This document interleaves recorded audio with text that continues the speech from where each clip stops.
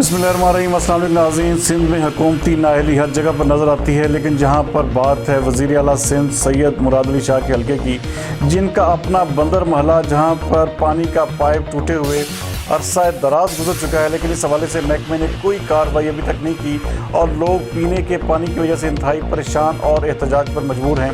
7 शरीफ से हमारे नुमाइंदा खसूसी वकार अली मल्लाह के मुताबिक महकमा पब्लिक हेल्थ इंतजामिया की अदम तवज्जो के बायस पीने का पाइप जगह जगह से टूटा हुआ है। बंदर महला के रहायशी सख्त परेशान हैं। मजीद इस हवाले से देखते हैं वकार अली मल्लाह की ये रिपोर्ट। असांखे पंहिंजा रस्ता ठाहे ॾिना वञनि, असांखे पंहिंजूं नालियूं ठाहियूं ॾिनियूं वञनि।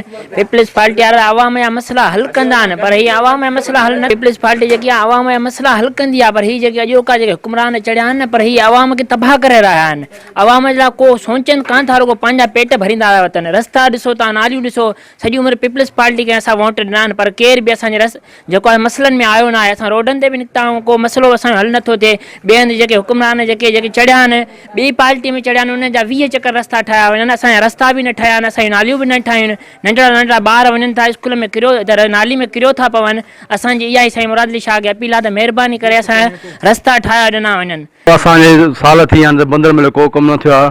पूरे शहर में तरक़ियाती कम थिया आहिनि, असां हाणे हिकिड़ी सिरप न लॻी आहे। असां पीपल वारे वोट ॾिना आहिनि, छा असां उन जी सज़ा सां ॾिनी वञे। वसार अपील था कयूं असांजा मसइलो के नालियुनि जो गंदो पाणी, असां ॿार बच्चा बीमार थी पिया आहिनि। तव्हां बंदर में अची ॾिसो, को बि ऑफिस तव्हां अचे वसारो अचे, असां ॾाढो नाहक आहे साईं। असां पीपल पार्टी जा हमेशह वोट ॾिना आहिनि, सदाईं पीपल पार्टी असां वोटर रहिया आहियूं। असांखे उहा सज़ा न ॾियो वञे, असांखे महिरबानी करे असांजो मसइलो कयो। असां वस वारनि खे अपील था कयूं त असांजे बंदर माले में जे पुराणा पैंप आहिनि टीननि जा, जेके सालनि खां वठी हलिया आहिनि, हींअर ख़तमु थी विया आहिनि। जेकर असां टाउन में वञूं था त उते उनखे चऊं था, उहे अचनि था, उनखे रबड़ वेड़े वञनि था, उहे रबड़ खुलिया वञनि था। इहो पाणी जेको वाटर सप्लाई जो सॼो ॾींहुं नालियुनि में ज़ाया पियो थिए। ख़ुदा वास्ते तव्हां जेको आहे सो असां चेयरमैन खे अपील था कयूं, आसिफ शाह खे, महिरबानी करे जेको आहे सो असां पीपल्स पार्टी जा वोटर बि आहियूं। ईअं न त असां पीपल्स पार्टीअ खे वोट ॾिना आहिनि, असां हुनजा पुराणा वोटर आहियूं। ख़ुदा तव्हां महिरबानी करे पाण ॾिसो, अची माण्हू मोकिलियो त असां सां केॾो ज़ुल्म आहे। नालियूं न ठहियूं आहिनि, उन में गंदो पाणी आहे, धप खयूं थी वञे। वाटर सप्लाई जा पैंप भॻा पिया आहिनि, केर बि असांजी कोन थो ॿुधे। वास्ते ख़ुदा जे जेको आहे सो ख़ुदा खे हाज़ुर नाज़ुर सम्झी तव्हां असांजी मदद कयो। पैंप जेके आहिनि उनखे रबड़ वेड़े था वञनि, उहे रबड़ खुलिया था वञनि, वरी उहो पैंप भॻा पिया आहिनि। नालियुनि जो बि कमु कोन थियो आहे, नालियुनि में बि सॼो किनो पाणी आहे जेको आहे सो सभु भॻियूं पयूं आहिनि।